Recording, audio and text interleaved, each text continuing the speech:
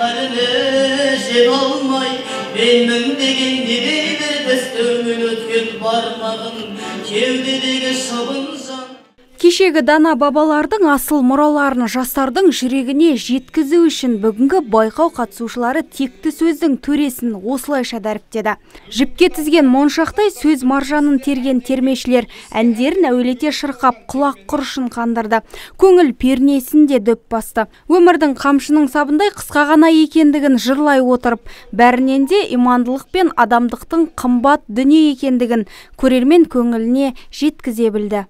Бүгін өмір теңіз біз балық деген термені алып келдім. Жақсы дайындықпен келдім. Термеде өзінің нақты мақамы болады. Соған сөз жазылады. Сөзінде және қазақтың қара сөздері жазылады. Ата-ана туралы термелер бар. Пайғамбар туралы термелеріміз бар. Және де көп термелер, өмір туралы термелер тағы.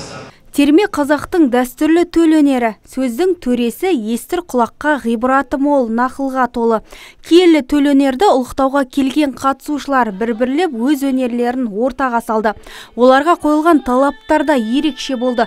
Қазылар қатысушылардың шеберлігін, сондай-ақ сахна мәдениетін, тіл тазалығына баса мән берді.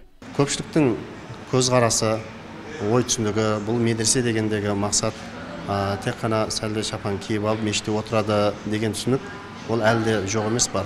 Сол себептен осы ең негізгі мақсатымыз, біз енді 16 жылы 97-тен бері қызмет жасап жатқанымызбен 16 жылы Шымкент медресе колледж болып лицензия алып, осы колледж қатарына қосылдық. Бұл жерден орта білім мамандарды дайындап шығамыз, исламтанушы.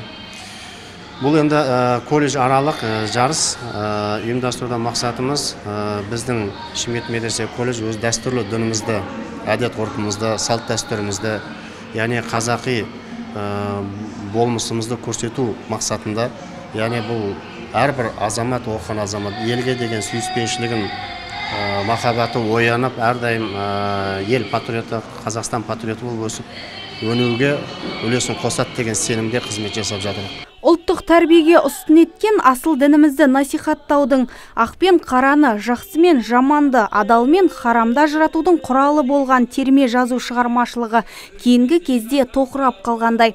Алайда әр сөзі мірдің оғындай көздеген нысанға дөп тиіп, көңіл көзін ашып, шөліркеген рухқа зәмзәм суындай шипа болатын заманға лайық жаңа терме бүгінде қайта жаңғыруда. Айта кету керек, аталмыш кеште жүлделі орындарға ие болған үздік жаңа термелер орындалып, жүлдегерлер марапатталмақ. Бір-біріңді сыйлап өтсең мәңгілік, сонда ғана елге сыйлы боларсың. Бір-біріңді сыйлап өтсең мәңгілік,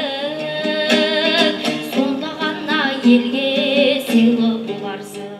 Мадина Абайқызы, Мұрат Адинаев, ТВК телеарнасының жаңалықтар қызметі.